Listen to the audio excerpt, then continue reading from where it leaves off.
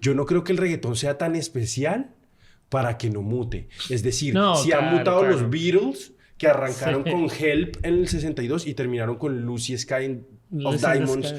llenos de LSD y cambiando completamente su vida cuando empezaron, Ujú. ¿sabes? Es decir, las bandas evolucionan Sí, no, y claro, también la claro. música. Entonces, yo pienso que el reggaetón ha tenido una evolución desde el 90, desde finales de los 90 hasta hoy, pero va a tender no a desaparecer, porque las músicas no desaparecen, Sí, claro. pero sí a relegarse. Y yo pienso que A no tener la relevancia que tiene hoy. no, yo estoy seguro y me atrevo a decir que en 20 años el reggaetón no va a tener la relevancia que hoy tiene y va a ser otra música que tal vez odiemos más.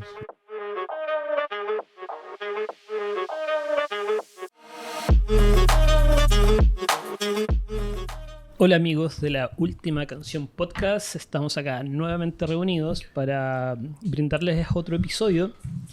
El día de hoy, que es el tercer episodio de la nueva temporada, vamos a tocar un tema bastante interesante. Para eso tenemos un invitado de lujo.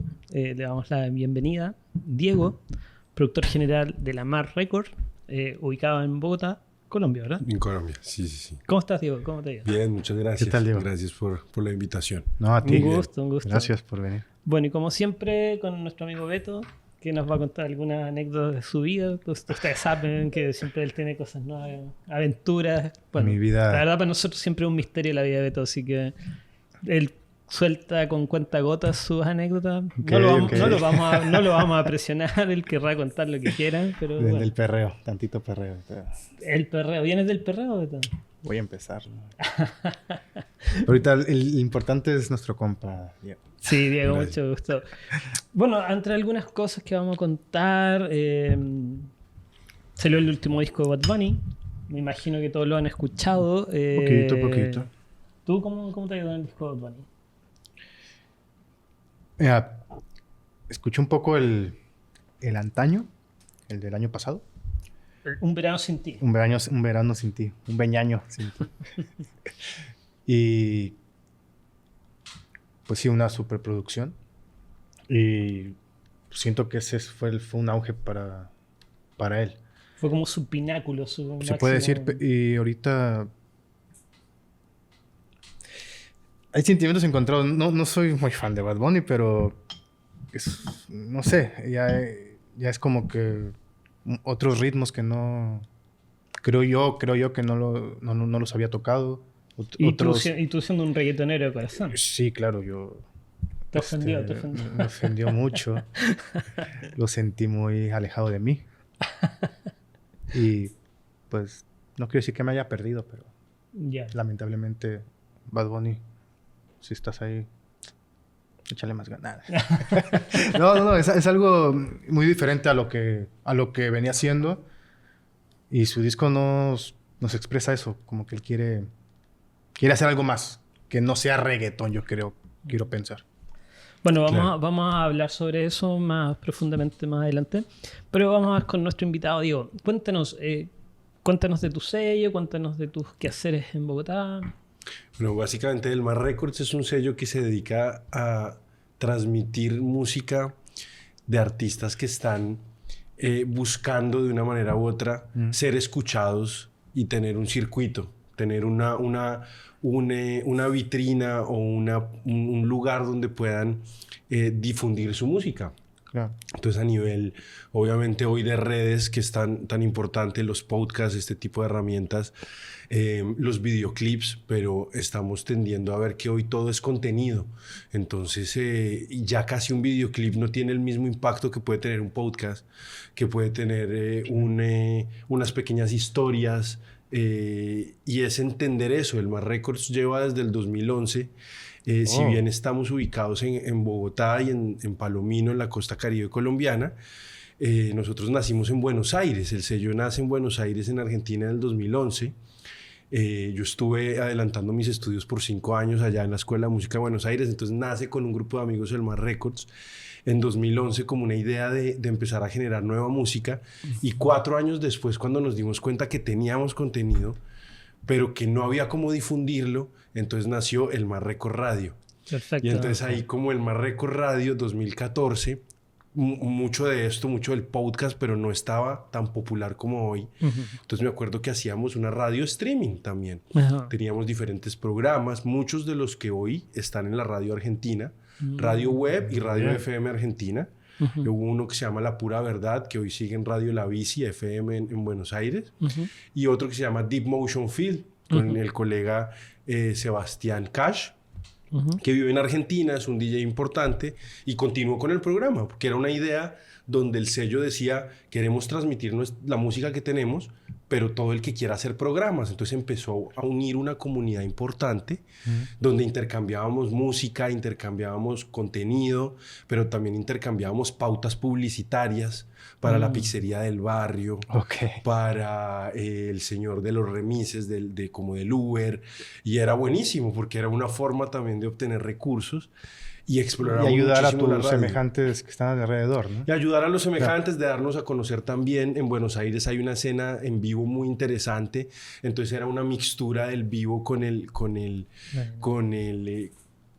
lo que se grababa en el estudio, y así nació el Mar Records, un proyecto de amigos. Abrieron un espacio que no existía. Abrimos un espacio, tanto así que nos acogen en un estudio.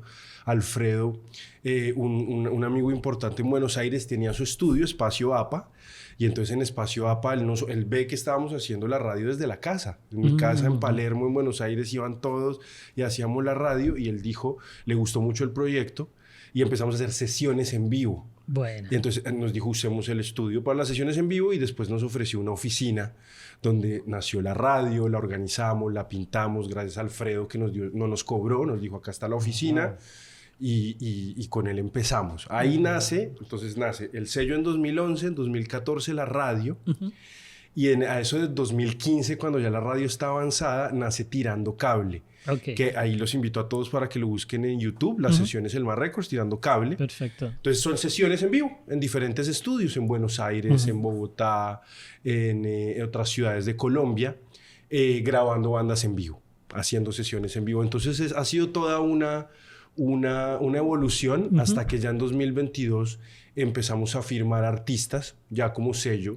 Como productora en sí. Como productora en sí empezamos a revisar la oportunidad de apoyar a los artistas de frente, firmando contratos, generando la estructura de sello, pero con la ventaja del ser independientes y poder hacer unos tratos un poco más reales y que permitan avanzar en una industria como tan independiente, ¿no? ¿Y se enfoca en una música en particular? ¿O? Tenemos diferentes tipos de música, diferentes estilos. Lo que hace a El Mar Records un sello único desde nuestro concepto es ese amor por la naturaleza y por la calidad en la música. Es decir, cuando vemos que hay un concepto que no solo trae afinación y un contexto de música, claro, pero trae un mensaje, eso es lo que decidimos apoyar. Hoy estamos con un artista muy importante que es Fedra. Lanzamos un disco el 27 de agosto. El disco está recién salido, recién estrenado. ¿Se puede escuchar en todas las plataformas? Se puede escuchar en todas las plataformas digitales, ahí en Instagram, pero pues seguramente también en Spotify, Apple Music, donde quieran, lo pueden escuchar. Se llama 369.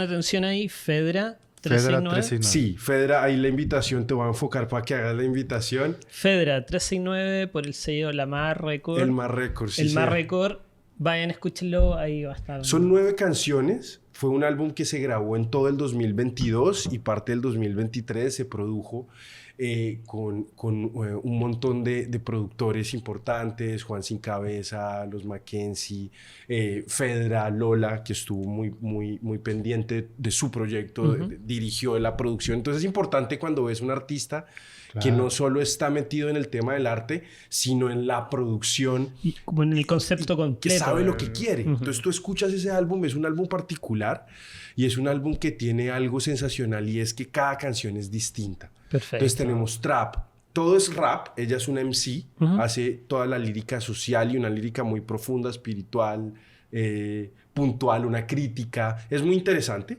pero jugamos con diferentes ritmos, entonces hay trap, hay melódico, hay blues, y es ella explorando todo su universo. Todo Entonces, este eclecticismo lo toma, Sí, lo pasa sí. por su sedazo, digamos, por su mirada. exacto, exactamente. Es como ese 369 desde la teoría de Nikola Tesla, donde él usaba el 369, y es muy importante que la podamos invitar a algún programa Perfecto. para estaría que ella excelente. pueda... Fedra, invitadísima. Invitadísima Claro Fedra que sí. para que pueda explorar también desde su punto de vista. Ella ahora está haciendo un viaje por el mundo, está seguramente recorriendo para hacer no solo la publicidad y Sino el también lanzamiento del álbum, enriqueciéndose de otra experiencia. sino enriqueciendo toda la experiencia de 369 para todo lo que Perfecto. continúa. Entonces, pues un saludo para ella, ya que Saludos. estamos. Desde luego. Y es un disco que se hizo con muchísimo amor. Así que nada, todos es la artista del sello. Perfecto. Y es lo que estamos promoviendo. 369 Fedra, 9 canciones increíbles, muy bien producidas. Muy bien, muy Sí, bien. Me señor. alegro mucho que estén en eso. Esos han sido casi los pasos desde el 2011 al 2023. Sí, Y- señor. y Diego, digamos, la posibilidad de que ustedes empiecen a trabajar ya como productora, como tal, toda esta experiencia del 2011 hasta el día de hoy, me imagino muchas experiencias, muchos aprendizajes. ¿Qué tú puedes contarnos, digamos, de este viaje del 2011 hasta ahora? Que tú dijiste es como, mira, este son como aprendizajes esenciales que yo puedo decir como, esto me dio la oportunidad de ser productor ahora. Claro, yo creo que es la oportunidad de entender el universo de oportunidades que tiene la música. Ujú. Y ahí fue cuando La descubrí multiplicidad sí, de oportunidades. sí, tiene muchas oportunidades. Es decir, si tú realmente quieres pertenecer al mundo de la música, tienes 15.000 oportunidades. Puedes hacerlo desde la parte técnica, puedes hacerlo desde la producción, puedes hacerlo desde la creación, puedes hacerlo desde el performance, desde la inversión. La desde... difusión. Importantísimo. Entonces en el Mar Records nos dimos cuenta de eso y dijimos, venga, es importante que haya un sello, ¿cierto? Que represente el sentido de lo que hoy necesitamos puntualmente en Buenos Aires y puntualmente en Bogotá, en los puntos donde nos encontrábamos, que era difusión y que era un contenido de muy alta calidad, sin un presupuesto Muy loco, digamos.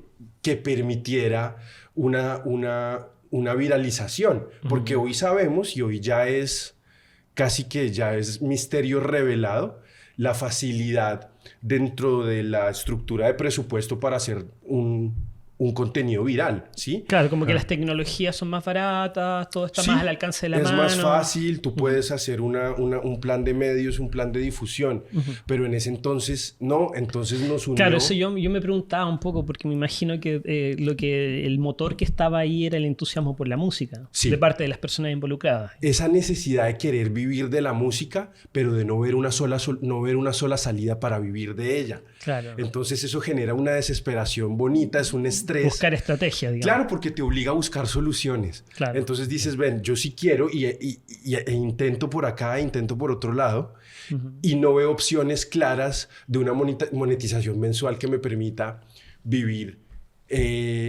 holgado, de vivir... Claro, tener lo mínimo para poder espacioso de la vivir, música. claro. Entonces uno dice, venga, la forma de hacerlo es creando empresa, creando comunidad, Sí, un colectivo. firmando álbumes, haciendo festivales. Tenemos un festival en Colombia que se llama el Villa Fest, que se hace en Villa de Leyva, que es una ciudad pequeña, muy cultural y muy linda en ¿Ustedes lo Colombia. promueven? Lo hace el Mar Records. Lo hace el Mar Oh. Records desde Wow. 2016, Wow. cuando nace Tirando Cable. Nos reunimos con un grupo de amigos y dijimos, sigamos la plataforma, sigamos mostrando el contenido. Entonces ya no la radio, porque de ahí eso mutó en Buenos Aires cuando movimos a Colombia, mutó en las sesiones en vivo y dijimos, vamos a darles un impulso a través de los festivales. Y esto, digamos, este movimiento de Buenos Aires a Bogotá, ¿cómo ocurrió? Digamos, ¿fue un momento crítico? ¿Fue un momento donde vieron la posibilidad de desaparecer? Fue un momento fisura, fue un momento que fisuró la historia Ojo, del porque Mar Records en acuérdate dos. que en Argentina fisura significa otra cosa. Claro, claro, y por eso la uso, Ok, ok. Fue un momento fisura en ¿Qué el sentido significa? de... Yo no me la sé. Fisura es como vagabundo, gente en la calle. Sí, como, uy, estás fisura, estás Claro, fisurado. estás tirado en la calle. Pero fue un momento que... Dale. Mira, sí. Dale. Fue un momento que nos hizo tomar la decisión de seguir o no seguir. Ah, ok. Yo terminaba mi carrera y los colegas con los que creamos el Mar Records. ¿Todos colombianos? Mexicana estaba Samantha Martínez de México, Ok. que en ese momento era mi compañera sentimental, era mi compañera y nos dio mucho apoyo. Samantha estuvo con nosotros 5 años impulsando el Mar Records. Sebastián Cagua y Juan Cagua, 2 primos que realmente también hicieron parte de una noche de cerveza y de explorar dimensiones y dijimos, vamos a hacer el Mar Records. Entonces empezó como una noche de amigos tomando unas cervezas en Buenos Aires, diciendo, tenemos música, tenemos... cada vez que venían amigos a la casa, entonces poníamos velas, poníamos inciensos, armábamos todo un escenario. Entonces nos dimos cuenta que teníamos que mostrar Que eso. había una mística. Había una Tenía mística. un cariño. Había un cariño. Y ahora, este pase de países que has estado más en Argentina y Colombia, ¿qué ritmos has encontrado? Me imagino que no es lo mismo, ¿no? Pero Pero, es que- Latinoamérica en una profundidad de ritmos diferentes Claro. y a la vez muy similares. Entonces voy a Argentina o vas a Uruguay y te encuentras con el candombe y te encuentras con el bombo legüero, que es un bombo con cueros de animal. ¿Es como un yambé? Es como, haz de cuenta, pero entonces es un bombo, es una estructura redonda de tambor con 2 cueros a los lados, se toca de manera horizontal. Y empieza a generar unos ritmos bien argentinos, bien uruguayos, pero que si tú coges ese mismo tambor y lo llevas a la costa pacífica o a la costa caribe colombiana, te va a salir una cumbia. Claro. Y seguramente ya no es el bombo, ya no es el bombo legüero, ya es la tambora. La tambora, el llamador. El llamador, el alegre, pero realmente pues el sabor, si bien hay muchas diferencias, hay muchas similitudes. O sea, la Entonces, raíz afro está ahí. la raíz afro, la raíz indígena Claro. y la raíz finalmente colonizadora que en su momento y a hoy pues marcó lo que somos. Es decir, no podemos negar pues también esa raíz europea y española que es la música negra, la música criolla, y pues seguramente la música europea, que es un claro ejemplo de esto es la cumbia, ¿no? Tú escuchas la cumbia y la cumbia somos negros, somos indígenas y es toda la estructura europea, ¿no? Entonces, Claro, como que es tridimensional, o sea, africano, indígena y española, europea. digamos. europeo. O sea, es decir, sin una cosa no habría la otra. Son mixturas que hoy se vuelven identidad de un país o de un territorio. Y para traerte un poco más a la estado actual de la música, más a lo que digamos es la condición de industria que en este momento la música tiene, ¿qué diferencia encontraste tú en términos de industria y de dinámicas de industria en Argentina y Colombia? En Argentina ¿O qué te enseñó Argentina? Argentina tiene algo muy particular y los que nos están escuchando nos pueden escribir si sí o si no, porque ha sido una apreciación personal, pero siempre la comparto con todos los que han vivido en Argentina y como que coincidimos. Y es que yo pienso que Argentina, en un muy buen sentido de la palabra, es algo positivo porque es una máquina del tiempo.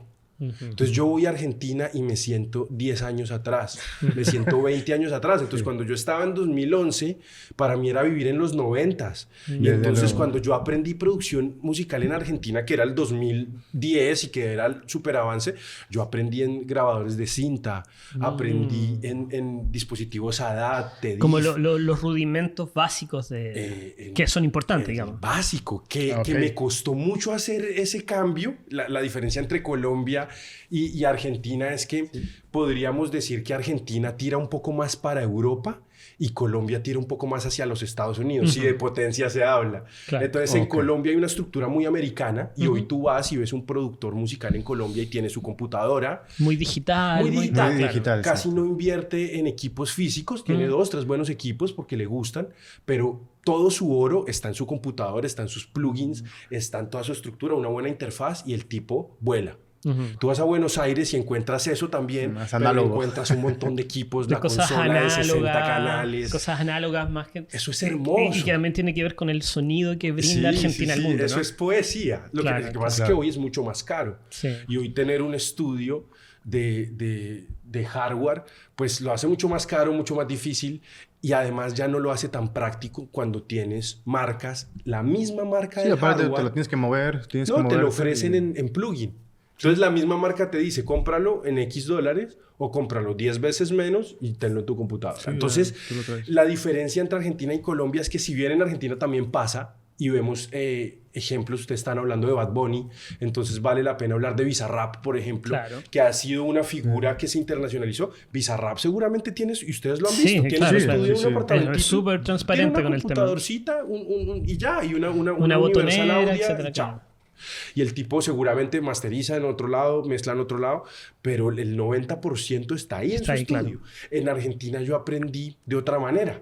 Entonces, hacer ese cambio para mí fue todo un aprendizaje. Y ahora en Los Ángeles me ha servido mucho la mixtura de cómo se manejan acá las cosas en los Claro, porque estudios. manejas distintos Acá es formatos. las dos. Claro. Acá manejan las dos porque tienes el dinero para tener estudios de 2 millones de dólares. Grandes producciones. Y llega el computador, el productor con su computador. Entonces, Y se- tienes y todo. via- O sea, dialogan y todos se los entienden, juguetes digamos. que puedas Todos los juguetes. tener para... Tú escuchas el último álbum de Bad Bunny, que ahora estaban hablando de eso.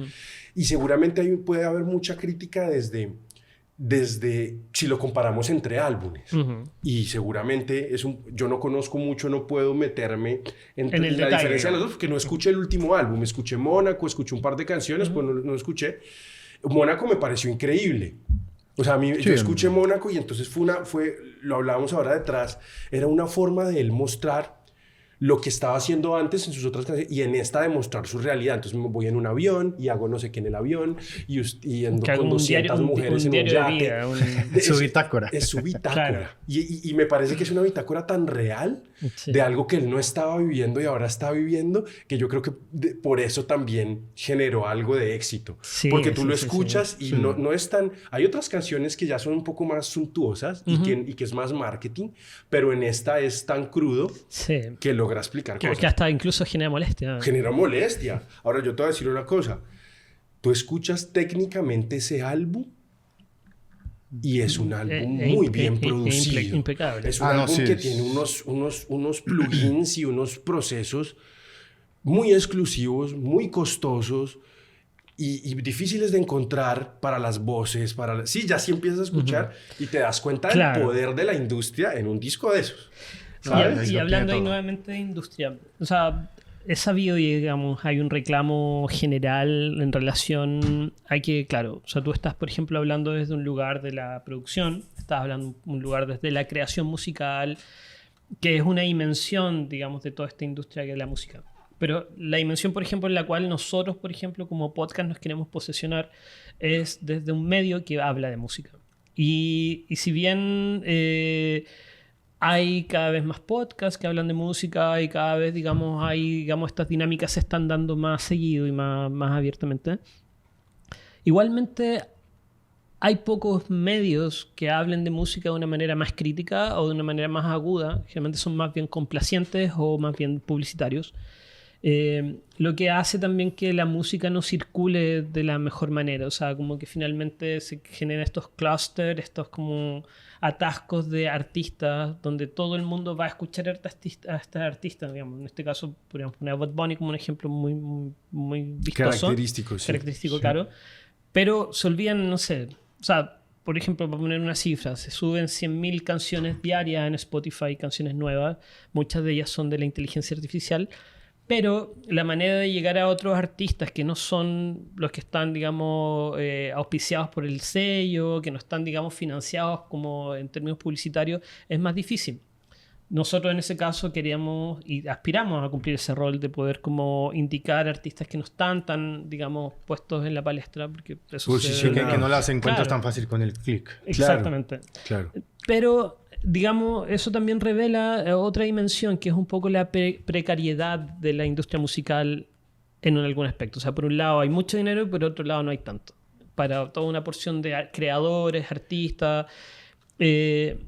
Y de ahí yo más o menos me tomo de este punto para poder hablar directamente del reggaetón, que es básicamente el tema que nos convoca hoy día. ¿Cómo has visto tú la evolución del reggaetón? Digamos, ya hay un podcast dando vuelta de Ivy Queen donde cuenta la historia del reggaetón que se llama Loud, que es muy bueno, los recomiendo que lo escuchen porque cuenta la historia desde Panamá hasta actualmente Colombia y bueno, ya Bad Bunny, todo lo que viene con el neoperreo que le llaman también con Tomás del Real, etc.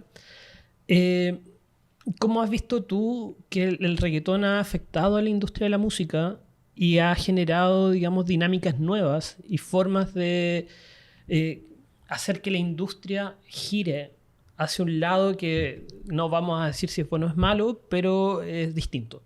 Cambió, digamos. Podríamos decir que la industria musical cambió en los últimos 10 años radicalmente. ¿Cómo eso ha sido para ti? ¿Cómo lo has observado? ¿Cómo también eso te ha propuesto a ti nuevos desafíos? Es importante entender algo en esa pregunta que haces y es, la industria cambió tanto que hoy los dueños de la industria ya no son más las disqueras, ya no son más los artistas. Ahora los dueños de la industria son programadores y se llaman Spotify. Entonces cuando uno entiende eso y uno entiende que en los 80s Tower Records, que hoy tú vas a Tower Records y hoy ya funciona todo menos Tower Records, entonces tú empiezas a entender cómo la industria de la música ya no es la misma. No es que evolucionó, seguramente mutó, es decir, es otra completamente distinta. Entonces cuando entendemos que los dueños son distintos, pues los manejos van a ser distintos. Un auto se maneja según el dueño y si el dueño pues seguramente le gusta fumar, pues seguramente el carro va a oler a cigarrillo. Entonces lo que trato de decir con esto es que hoy los que manejan la industria, al ser programadores, manejan otros tipos de negocios, no solo la música. Entonces, manejan las redes sociales, manejan la pauta. Entonces, yo, como industria de la música, voy a posicionar ¿a quién? Y ya es un tema un poco más ético. Voy a posicionar al artista que más me pague, voy a posicionar al que era antes, o voy a posicionar al artista que más me dé, no el que más me pague, sino el que más me dé. ¿Y qué es que más me dé? Bad Bunny. Ejemplos que hoy están viralizando de una manera. BTS, Taylor Swift, etc. BTS, porque es la oportunidad de generar desde ganancias, ¿sí? Ganancias, sí, pero exorbitantes y no solo desde la música se vuelve un accesorio. Entonces tú ves protagonistas. Tú ves a Taylor Swift, lo que ha hecho Taylor Swift, que me encanta. Amo a Taylor Swift y a su equipo de trabajo por la forma en cómo manejan la carrera de ella. Entonces cuando tuvieron que regrabar el álbum, lo regrabaron. Claro. ¿Por qué? Porque eran los dueños del fonograma y ella dijo, no, pues yo regrabo. Y cuando hizo guerra contra Spotify, porque hizo guerra y dijo, yo no voy a poner mis canciones en Spotify, no las voy a poner. Y después con Apple también. Spotify no se puede dar ese lujo. Entonces imagínate cuánto habrán negociado con ella y qué habrán hecho con ella. Entonces, lo que está pasando con la industria de la música es lo que Taylor Swift no ha dejado que pase con ella.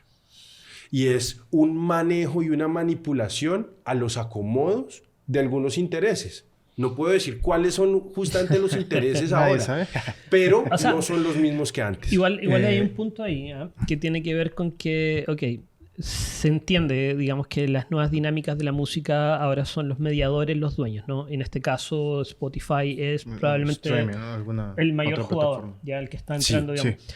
Pero a través de los años, digamos, la única posibilidad de que Spotify pudiera sobrevivir fue hacer contratos con las disqueras y las disqueras cederle los derechos de las canciones. Por lo tanto, actualmente las disqueras siguen siendo el mayor jugador. O sea, el 70% de las ganancias de Spotify van a las disqueras. O sea, Spotify se queda con una tajada enorme, que es un 30%, que es enorme. Pero sigue siendo el 70% de las disqueras los que están. Sí. Entonces me imagino que, por ejemplo, si tú eres un artista y no tienes el apoyo de tu disquera como para poder poner tu música y hacer que esa música llegue a los auditores, es un poco difícil, digamos. Por ejemplo, escuchaba una... Bueno, pero lo de Taylor Swift es un poquito más... ¿Cómo? Un poquito más diferente de que ella intentó grabar, o bueno, grabó todo su disco otra vez. No, es que Porque ya eso es un batatazo. O sea, Sí, o sea, eso fue una guerra de poder, o le sea. dio vuelta a la industria. O sea, básicamente los puso en jaque. Que tanto así que actualmente ya están buscando maneras de prohibir que un artista vuelva a grabar sus propios discos. O sea, está Y es algo generando como que absurdo. está generando un terremoto, Sí, digamos. es absurdo, porque finalmente lo que compran en ese momento las disqueras es los derechos del fonograma. ¿Y qué es el fonograma? El fonograma no es la canción. Claro. El fonograma es la grabación. Basados en esa ley, en que el fonograma no es la canción, sino el fonograma es la grabación, es decir, el momento en el espacio, el en máster, el tiempo donde se grabó. Entonces, bajo esa ley es que Taylor Swift dice, ok, ustedes son dueños no de mi canción, porque esto lo compuso Pepito y Pepita, y yo ya hablé con ellos y me dejan usar su copyright y su propiedad intelectual. Y en este caso ella misma escribió esas canciones. Ustedes son dueños de el fonograma, es decir, del espacio y del momento y del tiempo donde se grabó eso. Entonces, quédense con eso. Pero yo voy con mis derechos, porque yo escribí eso, y con mis músicos, y grabamos una nueva. Todo eso se puede hacer, pero recuerden que eso se pudo hacer porque finalizaron un contrato. Es decir, ya se había acabado un contrato. Sí. Si Taylor hacía eso durante el contrato, pues iba a haber un problema grandísimo. Pero acá ya estamos como entrando a un tema que tiene que ver como con la utilización, los contratos, los medios, la utilización de la música.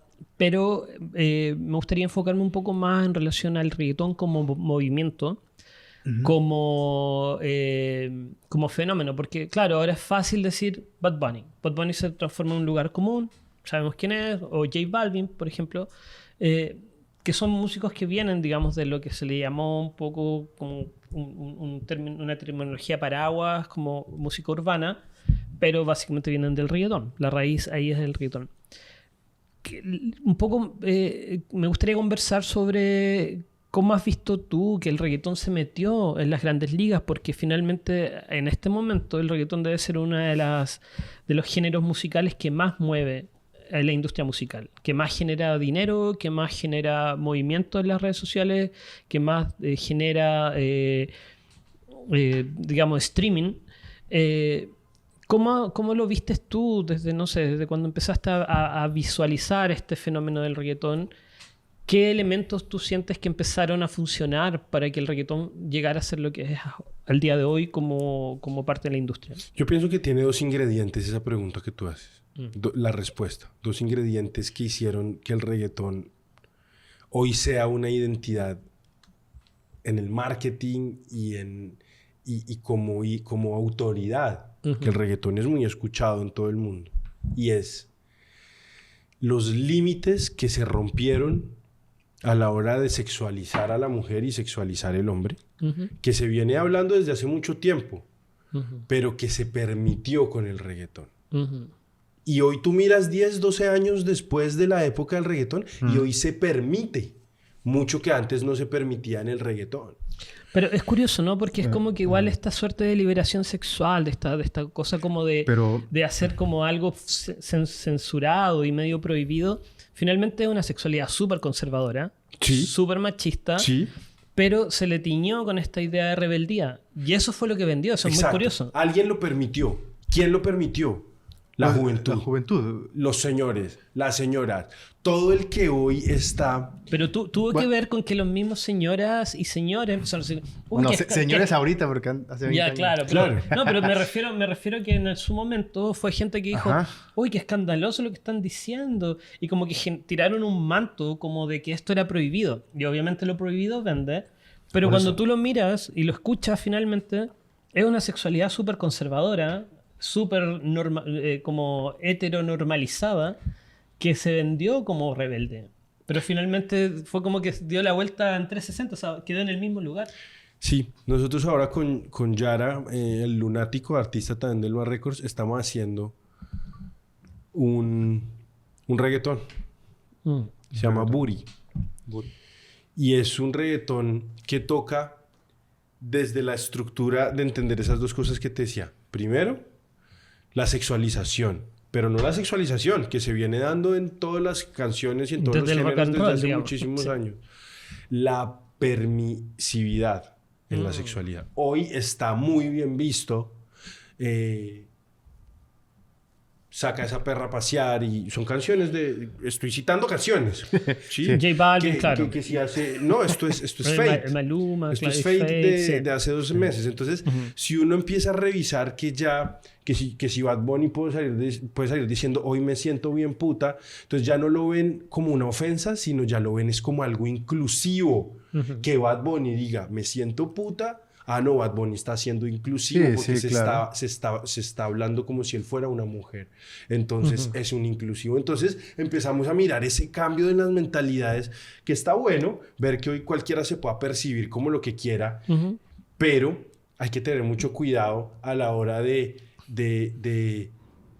vender un mensaje. Usted sepa Claro, lo que va a vender. claro. Entonces el reggaetón permite la hipersexualidad, la permite, porque se dan muchos aspectos, pero el reggaetón permite la hipersexualidad y permite la compra y venta de útiles muebles e inmuebles. Entonces yo en un reggaetón puedo vender un anuncio clasificado. Claro, o y sea, te puedo vender lo que tú quieras. Te puedo vender unos marcas, zapatos, te puedo claro. vender un carro y te puedo vender que la mujer de tus sueños es así. Sí, pero Sí. es exactamente, y va lo mismo, y es lo que se ve en el último disco de Bad Bunny. Sí. Eso lo que está contraponiendo en lo que canta, ¿no? ¿Cómo usas O sea, el como reggaetón? que él ya está curioso, asqueado de... Porque, bueno, algo así porque el reggaetón lo finalmente intenta hacer. es como una zona de deseo. O sea, exacerba el deseo, lo norma y lo delimita, porque finalmente no es lo mismo que Bad Bunny te diga yo soy el putas y me monto un avión y hago lo que se me pare la gana, a que el que escucha Lo quiere hacer. lo quiere hacer porque no lo va a poder hacer, Pues digamos. no. Entonces genera, digamos, esta idea de que yo tengo el deseo de ser Bad Bunny y Bad Bunny te habla como juez y parte. O sea, yo lo puedo hacer y me vales verga tú. Pero yo nunca he entendido bien por qué existe... Pero ya lo dice como que yo lo estoy haciendo, pero como que ya critica su postura, o sea, como que... Es que es loco, es como que siento y echa culpa, o sea, lo que O sea, estábamos hablando, o sea, ya echa claro, culpas. lo que hablábamos atrás, que claro, siento que igual es conmovedor la voluntad que tiene Bad Bunny de posesionarse como artista. Claro. Y posicionarse como artista y tratar de, en el último disco, es muy claro eso de decir como... De querer ser. Ya, ok, logré el éxito, logré el dinero, pero sigo siendo artista. Pero lo habla desde un lugar casi del reclamo, lo habla casi como echándole la culpa a los demás, como que él hubiera llegado a esa posición de superartista sin él querer. Pero digamos, en la vida tomamos decisiones. O sea, nosotros llegamos a un lugar y aspiramos a algo y cuando llegamos a eso... O como dice el viejo dicho, o sea, muchas veces es mejor que las cosas no resulten, ¿no? Sí.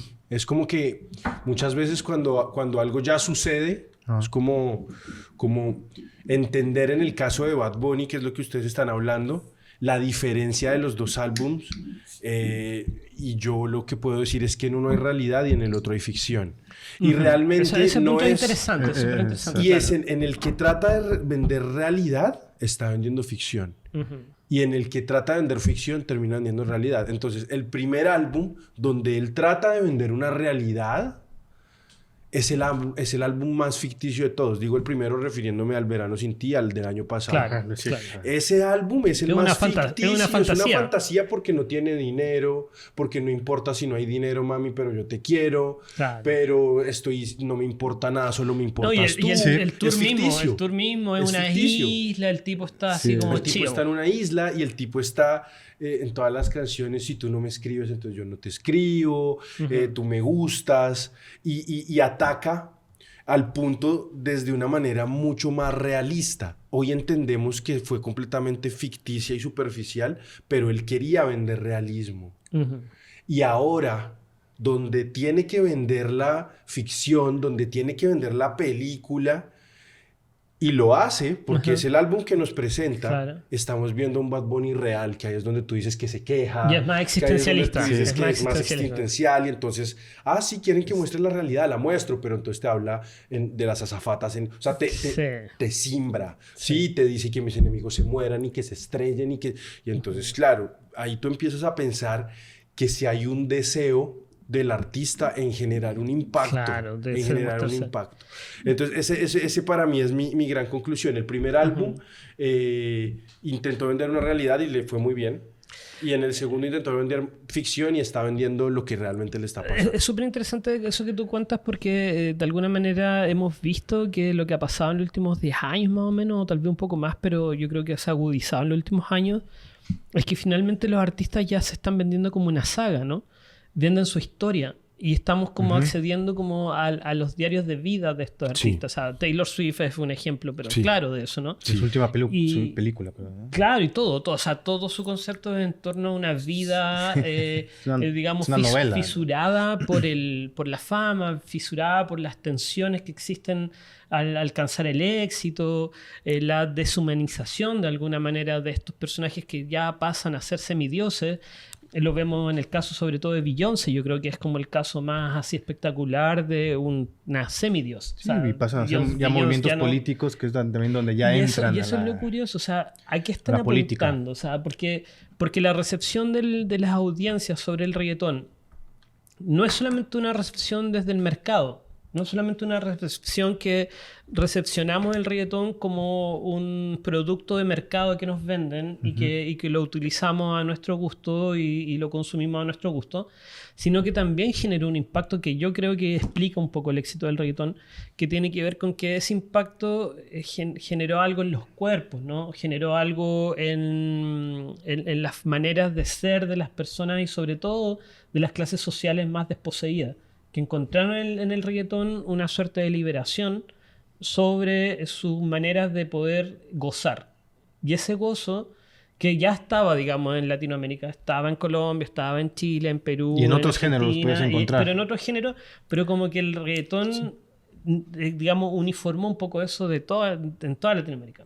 Y generó esta suerte como de sexualización gozosa en la cual la mujer entró a tener un rol también, ¿no? Porque la mujer, en el caso del reggaetón más primitivo, siempre es un objeto de deseo. Primitivo. O sea, primero, siempre un objeto de deseo, un objeto de conquista muy brutal, muy básico. Pero empezó eso a generar, digamos, cambios con el tiempo. Y eso hasta el día de hoy ya lo podemos ver que hay reggaetón feminista, hay un reggaetón que es más, digamos, consciente políticamente de eso. Entonces, pero como siempre que se complejizó, digamos. Pero aún así siempre cae en el mismo tema, que es el deseo. O sea, el sexo, pongámosle. Pongámosle que el sexo es el centro de... Hay una sexualización importante. Eso nada más que un poquito, ¿no? El tema del reggaetón, todas las canciones son como sexosas. Claro. Pero el reggaetón es lo mismo también. No, el reggaetón. Por ahora el rock and roll también es igual.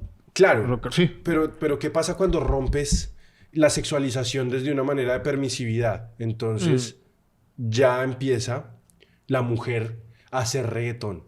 Claro. Que lo hace Ivy Queen, tú lo estás hablando. Ivy Queen lo hace muchísimos años. Y es muy bueno recalcar porque ella fue como la primera en poner una postura... Pero hoy son muy explícitos. No sé si feminista se puede decir, pero... Hoy ya el reggaetón de las chicas es súper explícito. Y entre más explícito, pues más exitoso y para TikTok. Karol G, o sea, sin ir más lejos. Y entonces yo pienso que el reggaetón ¿para dónde va? Va para... Bueno, y ya ni toca tanto reggaetón tampoco.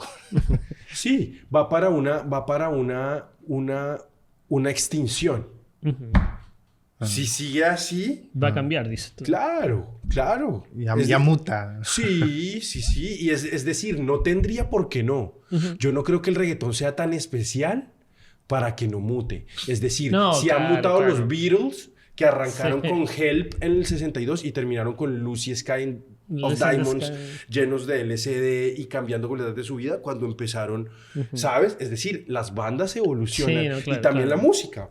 Entonces, yo pienso que el reggaetón ha tenido una evolución desde el 90, desde finales de los 90 hasta hoy, pero va a tender no a desaparecer, porque las músicas no desaparecen, pero sí a relegarse. Y yo pienso que a no tener la relevancia que Sí, tiene hoy. No, yo estoy seguro y me atrevo a decir que en 20 años el reggaetón no va a tener la relevancia que hoy tiene y va a ser otra música que tal vez odiemos más. Pues esperemos que... Tal vez odiemos más. Perfecto. ¿no? Pero la pregunta vendría entonces a ser esta. La pregunta en ¿Qué- cuestión. Sí. ¿Qué sientes tú o qué piensas tú que el reggaetón provocó en la industria de la música? ¿Como impacto positivo o negativo? ¿O como qué movió, digamos, porque remeció la industria? ¿no? Claro, era necesario. Son los movimientos populares. El reggaetón es un movimiento popular como el punk. Ujú. Es igual de importante al punk. Y yo me atrevería a hablarlo con un punk hoy Sí, no, mismo yo y estoy de acuerdo. decirle el por qué el reggaetón es igual de importante al punk. Porque está expresando Sentimiento el popular. interés popular. En ese momento Pero era el malianteo, ¿no? Claro. Acuérdate que Sí, el no, reggaetón claro. no existe, no nace como el sexo, ¿no? No, claro, Nace del el malianteo, malianteo, sí. nace de la tiradera. Claro, y del rap. de situaciones, Sí, de es situaciones como los peligrosas. raperos. Son pero raperos, acá, son raperos latinos, más centroamericanos. centroamericanos, latinoamericanos, haciendo tiraderas al otro, al del barrio. Que tú me ves, que yo estoy más embambado y tal. Y seguramente que a ella le gusta la gasolina. Cuando tú le preguntabas a Daddy Yankee de por qué la gasolina, él decía, no, es que es popular que a las chicas, cuando les gusta mucho a alguien que tiene carro, entonces les dice que le gusta la gasolina. Y entonces, mira cómo empieza desde lo popular a sexualizarse, porque la gasolina es una de las canciones que nos da esa gasolina, valga la redundancia, para sexualizar a la mujer. Claro. Pero si tú le preguntas a Dari dice que es porque en el barrio Carolina le gustaba la gasolina. Entonces todos, no, es que Víctor sale con Carolina, no, es que Víctor tiene carro y a Caro le gusta la gasolina. Claro. O sea, Entonces- les gustan los hombres con carro, ¿no? Claro, le gusta la Le gusta gasolina, lo es que material. es que le gusta andar en carro. Ok. Entonces yo pienso que ahí ya empieza esa realidad y se empieza a transformar. Y hoy ya llega y una Que amiga, es lenguaje popular. el lenguaje claro. popular. Y una amiga me decía, bueno, y está en todo lado, dice, bueno, hay una sexualización del hombre hacia la mujer. Sí. La mujer disfruta, la mujer tiene una composición de Claro, igual que el y hombre. acepta que desea igual que el hombre. Acepta, claro. disfruta y todo igual que el hombre. Lo que pasa es que el hombre llega a un punto en el cual pues ya es descarado en su Claro, interés ya, sexual cambia. y la mujer dice, ok, perfecto, entonces seamos explícitos. Ujú. Y está la que dice, yo no lo permito o yo sí lo permito. Claro, ya se habla abiertamente de... Y hablemos abiertamente y dejemos el tabú. Y entonces, socialmente el reggaetón nos ha permitido destapar muchas cosas. Si bien ha sido algo que empezó como un tabú y desde la conservatización del pensamiento, hoy el reggaetón nos permitió poder soltar muchas Claro, cosas. eso ya es cotidiano. Poder soltar muchas. Yo tengo una hija de 4 años, ¿no? Ok. ¿La deja de escuchar reggaetón? Yo no vivo con ella, Ok. así que es muy difícil lo que yo pueda o no pueda hacer. Estar pendiente de... Tengo claro. que estar cada vez a su lado y cuando estoy con ella no puedo evitar que escuche reggaetón. No puedo evitar, no porque no tenga la opción de hacerlo, yo puedo hacerlo, pero es ilógico, porque lo que tengo que hacer no es que evitar que escuche reggaetón, sino es prepararla para, Claro, para que donde nació. lo pueda digerir, Para que lo pueda y digerir, pensarlo porque bien. si lo que hago es construir una persona Sí. que no puede escuchar reggaetón, cuando escuche un reggaetón se va a volver loca y va a Claro. querer más. Claro, Entonces, la mejor forma es explicarle que hay Ok. diferentes tipos de música, que está bueno bailar, que está bueno divertirse, que ahí está que está la recocha, que se llama en Colombia la recocha, que es como la diversión. O ¿La qué? Perdón, esa no la conozco. recocha es una palabra Recocha. como decir, no sé, debe haber en México alguna, como para... El desmadre. Ah. El desmadre. Entonces, que para el desmadre podemos poner un reggaetón. Bueno, claro, ¿por qué no? Y hay canciones de salsa y de merengue que son chistosísimas. Y aparte, claro. y aparte el reggaetón siempre trae esto, bueno, aparte de lo sexual, es sensual, pues, Sí, o sea, es- lo pues que es que es la viene- salsa, ¿no? Son Claro, sensuales, no, son pues es que bailes, ¿no? tú lo Que decías. abrazas a la mujer para bailar. De hecho, ayer estaba viendo, no sé, me topé con una teleserie muy de pasada y un personaje le decía a otro, le decía, madura, o sea, nadie va a una fiesta si no ponen reggaetón. Y yo así como, what the fuck. Sí, no, es una identidad social. El reggaetón Sí. es una carta social. Pero mira, ahí yo ¿No? quería hacer Es como como- una divergencia. Sí. Porque siento que, claro, estamos súper claros que el reggaetón es un movimiento y ha sido un movimiento hasta ahora, pero también en algún momento se transformó en estética. Entonces creo que ahí hay una divergencia porque cuando el reggaetón se transforma en estética, al transformarse en estética ya se transforma en fórmula y en fórmula industrial. Entonces ahí iba un poco mi pregunta, o sea, cuando se transforma en fórmula industrial, en fórmula de trabajo, en fórmula de negocio, ¿qué crees tú que trajo eso a la industria? Dinero, ¿no? Dinero, éxito y una fórmula ganadora. Porque yo sé que siempre la música ha ayudado a mercadear cosas, pero hoy lo está haciendo de manera explícita. Es decir, si yo a Luis Miguel, que me parece uno de los mejores artistas, en los 90 yo le pongo un Rolex y Mickey sale en la rueda de prensa con su chaqueta de cuero y un Rolex, pues sí, le está haciendo publicidad a Rolex. Pero no es lo mismo. O sea, nada es casual ahí. Nada es casual, no. Es decir, lo que trato de decir es que el marketing en el arte siempre ha estado. Y si yo me subo con determinada prenda al escenario, estoy haciendo un marketing. Pero con el reggaetón lo volvimos explícito. Claro, se vuelve obsceno. Yo te digo la marca y te digo, esta marca Dulce y Panela, y tú empiezas, así no conozcas, tienes dos opciones. La validas, tienes tres opciones. El que usa Dulce y Panela ya no lo quiere usar más. Porque me están popularizando algo que para mí es sagrado. Claro. Y acuérdate que muchas veces son usan... como marcas de nicho y ahora están siendo populares. Claro. Entonces, ya lo que hago es usar mi lujo silencioso. Entonces, acuérdate que yo no quiero ser una publicidad, como en este caso lo estoy diciendo con Beavis and Butthead, que me encantan, pero entonces yo no quiero ser una publicidad, entonces tener acá. Pero el reggaetón nos está enseñando que sí. Entonces tú empiezas a conocer al nicho del reggaetón porque es la publicidad andante, es decir, ya no es si tienes o no dinero. Y eso mirado es la cultura. Mirado eso desde un prisma histórico, ¿tú sientes que anterior al reggaetón existió otro género, excluyendo un poco el rap, ¿no? Y el hip hop, que existió otro género que fuera tan explícito en hacer placement, en hacer marketing a través de canciones? Sacaste al rap porque el rap era explícito no en marketing de cosas. Claro. Pero también de estilos de vida. Pero pues sí lo traían ya. Claro, ¿no? Y ya lo traían y hacían marketing también, pero no desde lo que tienes, sino desde lo que no deseas, tienes. De lo que deseas. Desde lo que deseas. Entonces, pero igual también haces un marketing. Sí, no, claro, ¿sí? claro. Y quiero estar en Sunset Boulevard y tenernos... Entonces, claro. Pero o sea, entonces... ya cuando, claro, hacen las Nike Air de Jordan, es como el gran impacto en la comunidad afroamericana, donde, se puede hacer esto. Sí, y todas esas tenis llegaron a Latinoamérica. Bueno, pues acuérdate, ya que hablan de tenis y preguntabas a excepción del reggaetón, si había un género a excepción del rap que fuera tan explícito. El rock and roll. El rock and roll, ¿no? Vemos a Ozzy Osbourne, vemos a los Ramones. A los Ramones. Sí, claro que sí, pero solo que estos jugaban con su estética. Con el... ¿Cómo se puede decir? El... Ser poco, o sea... No uso nada. Escasez, no era abundancia, era escasez. Soy pobre, ¿no? O sea, jugaban con eso, pero pues... Era la forma, traías tu... Pero igual, o sea, traían su marketing y demás, los rockeros, ¿no? Es más, hoy, yo te tengo que decir esto, hoy, las bandas, estamos hablando del 2023... Las bandas esto ha sido en toda la historia, de unos 20 años para hoy. Pero no me deja de sorprender el metal. El metal, yo le tengo mucho respeto al merchandising. Mi amigo es súper metalero. Al merchandising y al marketing que hace el metal. ¿Por qué? Es la única corriente musical que logra vender tanta mercadería en merchandising. Entonces tú ves acá Megadeth, Bragata, Trucutu, eso no lo logra nadie. O sea, propio, ¿no? Sus cosas propias, ¿no? Y la gente las compra. Tú vas a un concierto de Megadeth y el 20% de los ancillares es merch.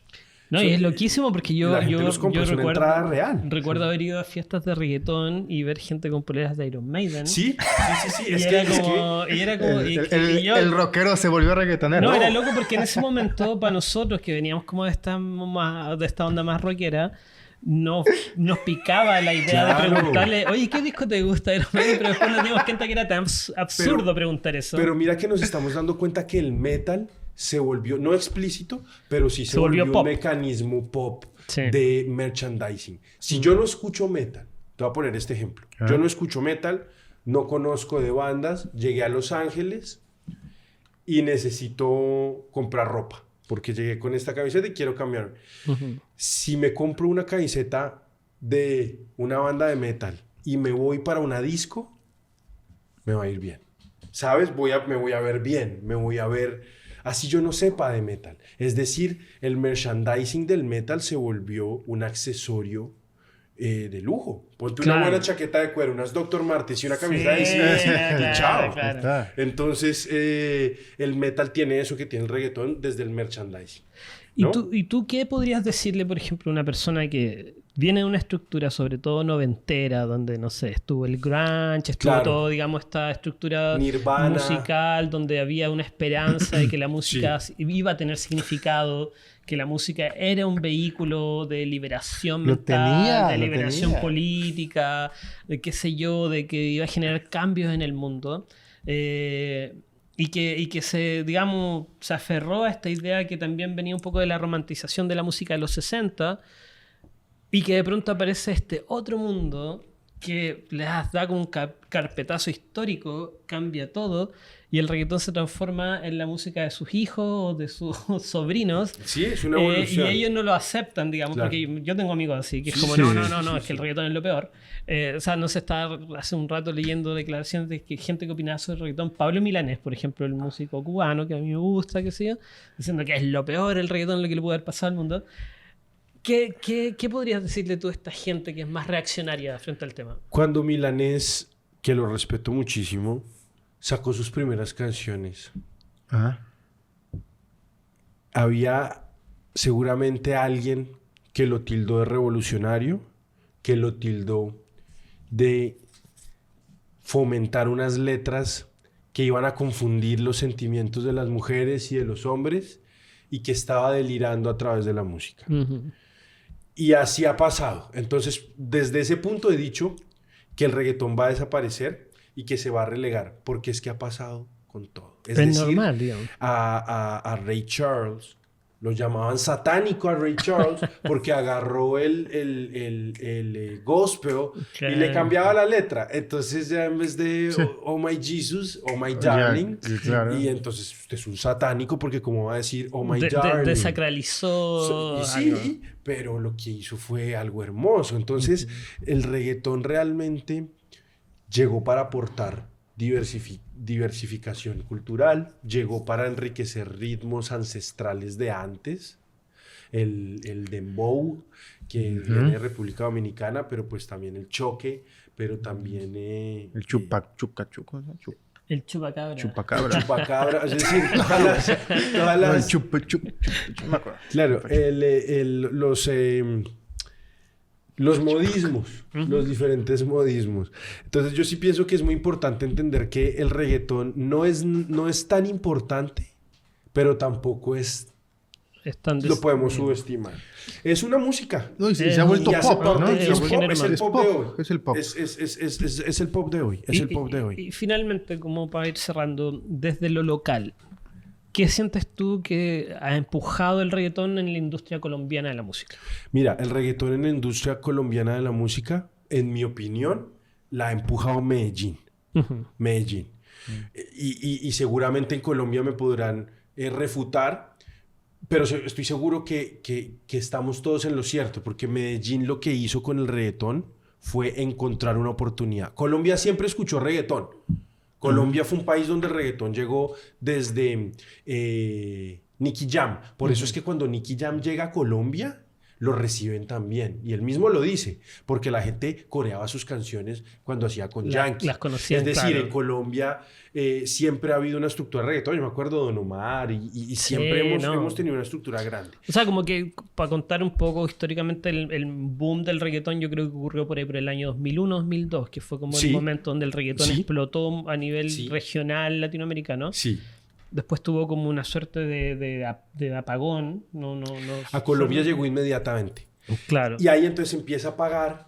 Y lo que pasa es que, ¿por qué digo Medellín? Porque la gente en Medellín se empieza a atrever Entonces se empiezan a atrever. Empieza a bajar un poco lo que tú dices y en Medellín se empiezan a atrever. Entonces empiezan a aparecer personajes como Nicky Jam, que viene de Puerto Rico, y personajes como J Balvin.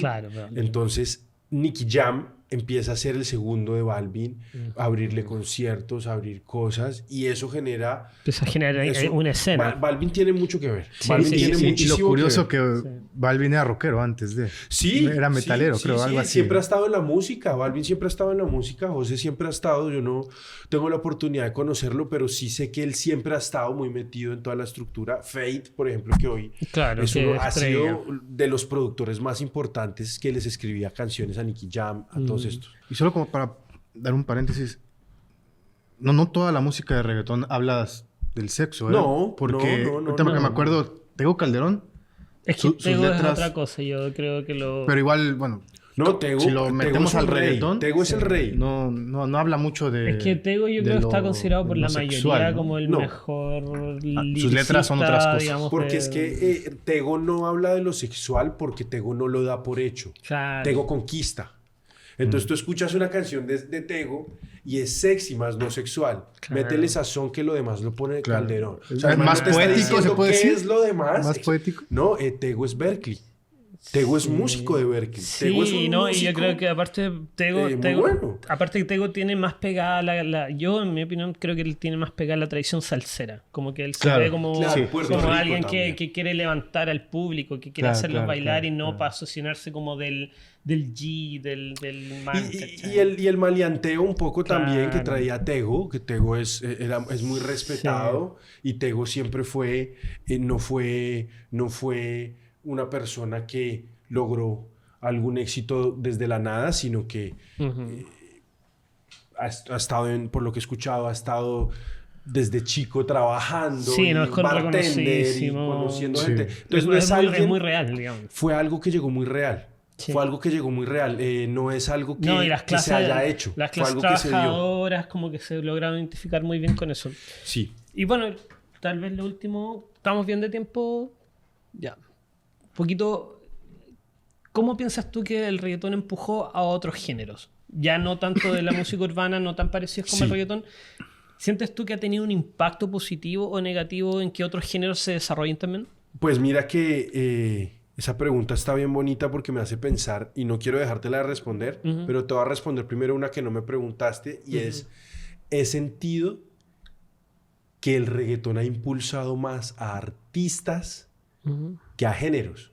Artistas que no tienen nada que ver con el reggaetón. Claro. Okay. Porque ha revivido un montón de artistas. Acuérdate de lo que pasó con Luis Fonsi y Despacito. Claro. Luis Fonsi estaba muerto, musicalmente hablando, en ese momento.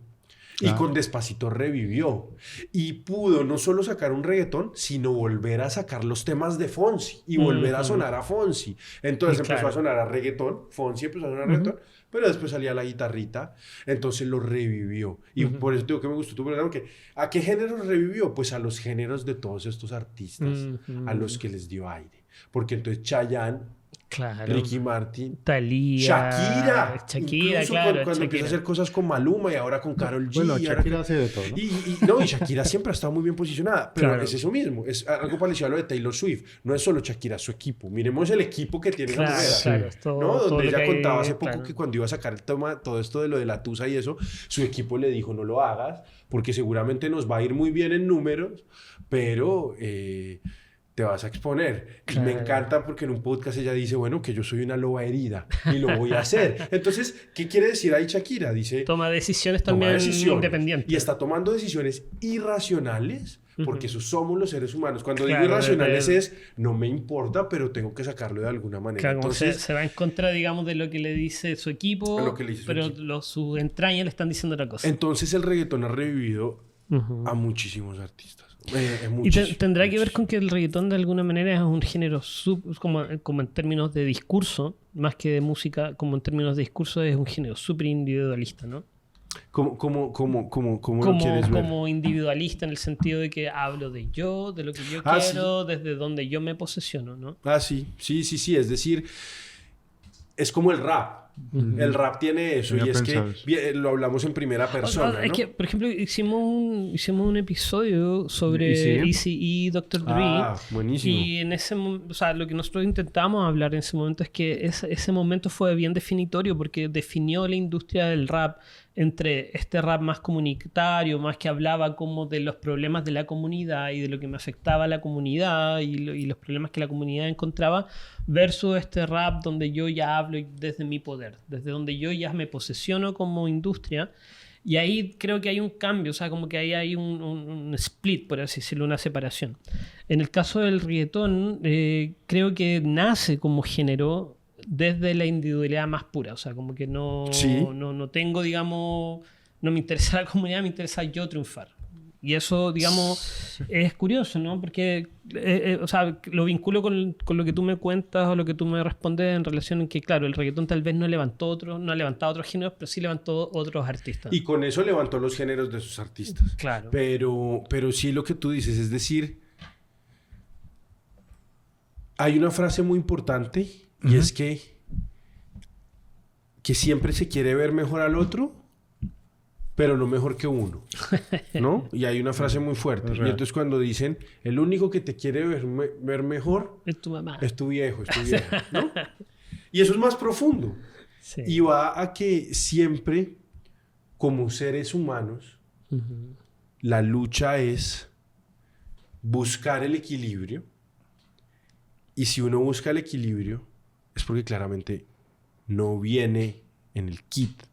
Es decir, estamos tentados a buscar el protagonismo, a buscar el éxito, a buscar... Y el rap me parece que es el culpable de que el reggaetón tenga esa corriente. Porque el rap es el que, desde una manera más social y desde una manera más inclusiva y desde una manera de más necesidad, ha puesto en primera persona a un guerrero, y por eso es que el rap nos identifica tanto, porque hay un guerrero cantando por nosotros. Está Tupac, está Eazy, poniéndose adentro y diciendo lo que él piensa, y eso es una voz que habla por mí y que hace y dice lo que yo no puedo decir.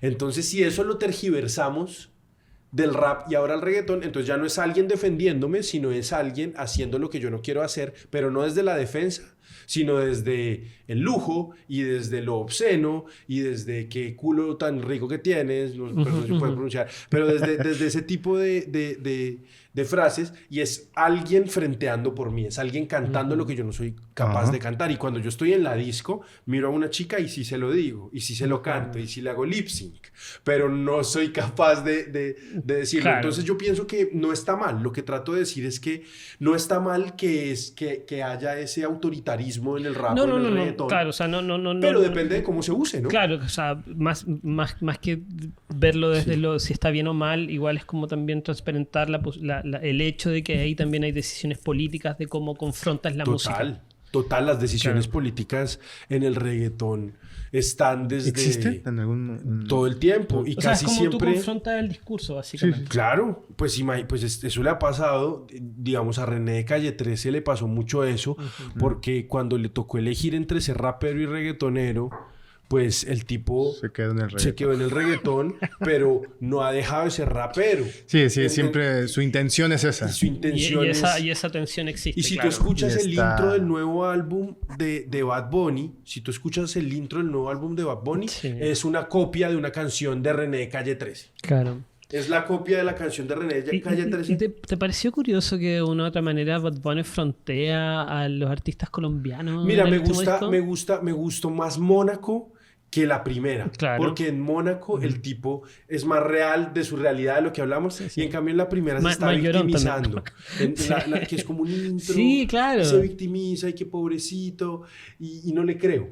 En Mónaco sí le creo. Es como... ¿sabes? No sé, me pasó hace años, no sé si te acuerdas, Chris Martin de Coldplay. Sí. Ya, el loco era multimillonario, súper famoso, casado con Gwyneth Paltrow.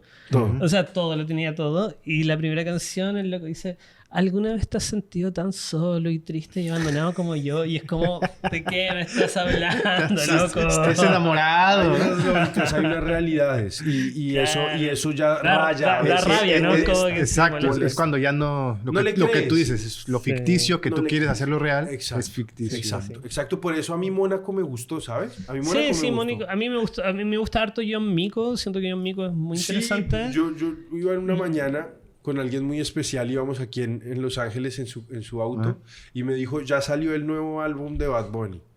Y yo no lo quería escuchar porque Claro, pero íbamos ya. en su auto y Ya ella me dijo... está un poco "Oh", quemado. Y no me preguntó. Me da pena No poner. me preguntó si me gustó o no, ella lo fue poniendo.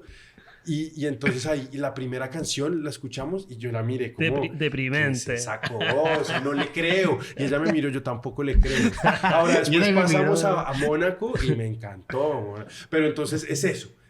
Tratamos de ver que muchas veces lo real nos guste, así moleste.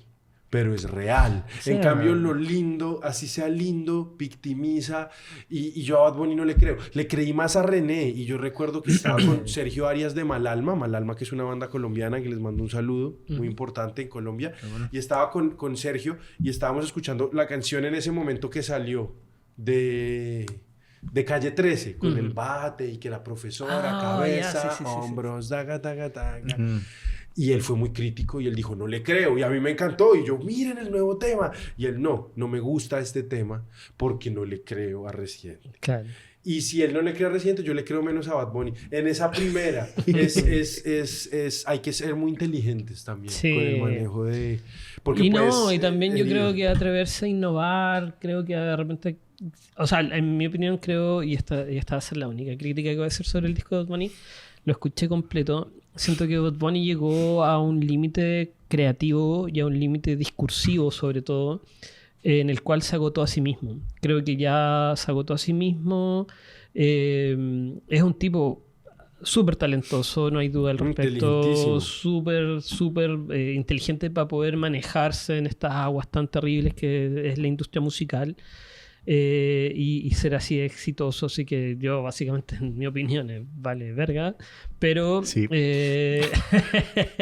pero sí de mi percepción como auditor y que este podcast es hecho para auditores básicamente, siento que sí se agotó y llegó un momento donde el disco se siente como que él está cansado de algo y que está reclamando contra Sí, algo. sí, Y eso que sí, él está sí, sí, reclamando contra algo, yo como auditor siento que está reclamando contra sí mismo. No puede estar echándole la culpa a los demás de cosas que él provocó en su propia vida.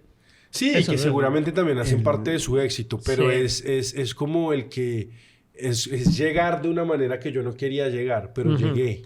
Entonces, es Claro, difícil. y difícil. hay que estar, como dicen los puertorriqueños, hay que Porque estar bien igual- abusado, hay que estar bien abusado. Hay que estar abusado. Llegaste Sí. y estás donde quieres, Sí, así que... pero no llegaste como Sí, querías. Entonces no. hay una crítica interna. Entonces, Sí. todos somos masoquistas. Sí. Habla por Finalmente ti. todos buscamos un bien particular y eso es lo que nos hace masoquistas. Pero eso es lo que nos hace libres también. Sí. Bueno, entonces sí, importante. Bueno, Eso- quería hablar dos películas sobre masoquismo, pero no lo voy a hablar ¿Dos ahora. ¿Dos masoquismos? Diego, muchas gracias. No. Ha sido una conversación maravillosa. A ti, muchas espero gracias. tenerte nuevamente acá. Claro que sí. Tu casa, cuando Muchas quieras. gracias, muchas Aquí gracias. están las puertas abiertas. Y Muy los vamos a dejar interesante. con palabras al cierre de la qué? sabiduría de Beto, que siempre Con la tiene historia de Beto, Algo, con la que, historia algo que contarnos que ¿Sobre Beto. qué? nos va a iluminar. ¿Sobre qué? ¿Sobre qué? Cierra el programa tú. Pues muchas gracias por haber venido, Diego. Es un tipazo y sabes mucho de producción, de música. Eres muy genial. Gracias. Estaría hermano. bueno que vinieras en otra oportunidad que tengas. Claro que sí. Gracias por la Esta invitación. es la casa Beto. de Carlos, pero Claro nuestra que casa. sí. Claro que sí. Muchas Y gracias. pues Total. gracias a todos por seguir la última canción. Carlos estuvo aquí en los controles, no se vio, pero ahí está, atrás. Y pues salud. Salud, muchas gracias. Salud.